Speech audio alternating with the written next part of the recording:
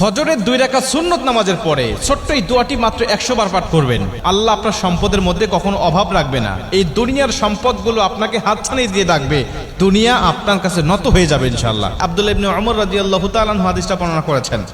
আল্লাহর নবীর কাছে একজন সাহাবী আসলেন, এসে বলছেন, ইয়া রাসূলুল্লাহ, দুনিয়া আমার থেকে বিমুখ হয়ে গেছে, দুনিয়া আমার থেকে পৃষ্ঠ প্রদর্শন করেছে, আমি এত অভাবী, আমার কিচ্ছু নাই, আমাকে এমন দোয়া শিক্ষা দেন যেটার মাধ্যমে আল্লাহ আমাকে রিজিক দিবে, রিজিকের মধ্যে বরকত দিবে, আমি সুখময় শান্তিময় একটা জীবন লাভ করতে পারবো।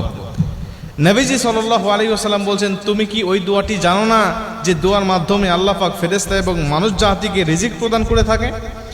সাহাবী বলছেন, ইয়া রাসূলুল্লাহ, আমি জানি না, আমাকে এমন দোয়াটি শিক্ষা দেন। নবীজি বলছেন, তুমি ফজরের নামাজের সুন্নতের পরে তুমি পড়বে সুবহানাল্লাহি ওয়া বিহামদিহি সুবহানাল্লাহিল আযীম আস্তাগফিরুল্লাহ, এই দোয়াটা তুমি পাঠ করবে 100 বার করে। সাহাবী চলে গেলেন, চলে যাওয়ার পরে তিনি নিয়মিতভাবে এই আলোচনাটা, এই আমলটা তিনি করতে লাগলেন। সাহাবী গিয়ে নিয়মিতভাবে তিনি আমলটা করতে লাগলেন, আল্লাহর উপরে ভরসা রেখে একনিষ্ঠভাবে। মনে রাখবেন, যে কোনো আমল আপনি করেন না কেন, একনিষ্ঠতা থাকতে হবে আপনার উপরে, আল্লাহর উপরে তাওয়াক্কুল রাখতে হবে। ওয়া ইয়াতাওয়াক্কাল আলাল্লাহি ফাহুয়া হাসবুহ, পরিপূর্ণ তাওয়াক্কুল রেখে যখন কোনো আমল করবেন, ওই আমলের মধ্যে আল্লাহ পাক বরকত দিবে, ওই আমলটা আপনার কার্যকর হবে।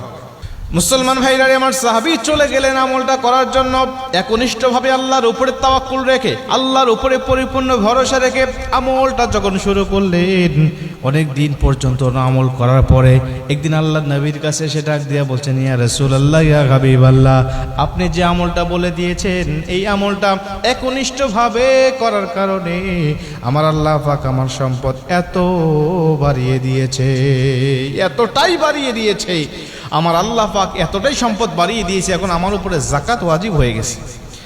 ইয়া রাসূলুল্লাহ, ইয়া হাবিবাল্লাহ, আমার আল্লাহ পাক আমাকে এতটা সম্পদ বৃদ্ধি করে দিয়েছে, আমি সন্তুষ্ট হয়ে গেলাম।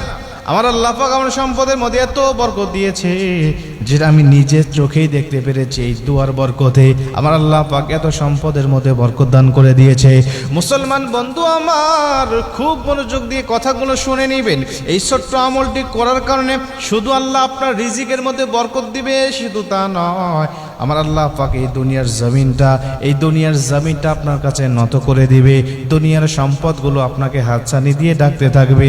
শুধুমাত্র তাই নয়, নবীজি একবার সাহাবীদেরকে ডাক দিয়ে বললেন, সাহাবীরা, আমি কি তোমাদেরকে এমন একটা দোয়া শিক্ষা দেব না, যে দোয়াটা অতি ছোট, পড়তে সহজ, এবং এই দোয়াটা মিজানের পাল্লা তোমাদেরকে অধিক পরিমাণ ভারী করে দিবে?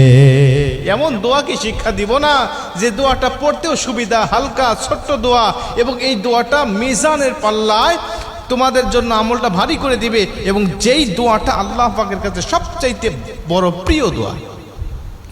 সাহাবীরা অধীর আগ্রহে বসে পড়লেন, ডাক দিয়ে বললেন, নবীজি, অবশ্যই আপনি শিক্ষা দিবেন, এমন দোয়াই তো আমরা খুঁজতেছি। কি দোয়া? কোন বাক্যটা বলেন না যেটা আল্লাহ পাক খুশি হয়ে যায়, যেটা পড়তেও সহজ, যে দোয়াটা আবার মিজানের পাল্লাও অধিক ভারী হয়ে যাবে।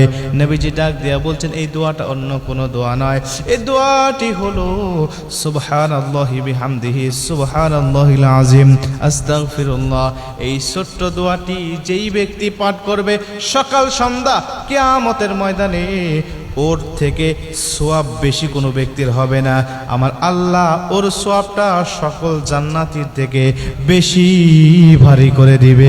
যেরকম সুবহানাল্লাহ, ওর মতো সোয়াব অন্য কোনো জান্নাতীর হবে না, অন্য কোনো মানুষের হবে না। আমার আল্লাহ এত বৃদ্ধি করে দিবেন তাকে। এই জন্য এই ছোট্ট দোয়াটা আমরা বেশি বেশি পাঠ করবো, সুবহানাল্লাহি ওয়া বিহামদিহি সুবহানাল্লাহিল আযীম আস্তাগফিরুল্লাহ। আপনি যখনই পাঠ করবেন মনে করে নেবেন যে আমার আল্লাহ পাক আমার উপর নিয়ামত বর্ষণ করছে। এই দোয়াটি একবার হলেও পাঠ করার কারণে আমার আল্লাহ আমার উপরে সন্তুষ্ট হয়ে যাচ্ছে।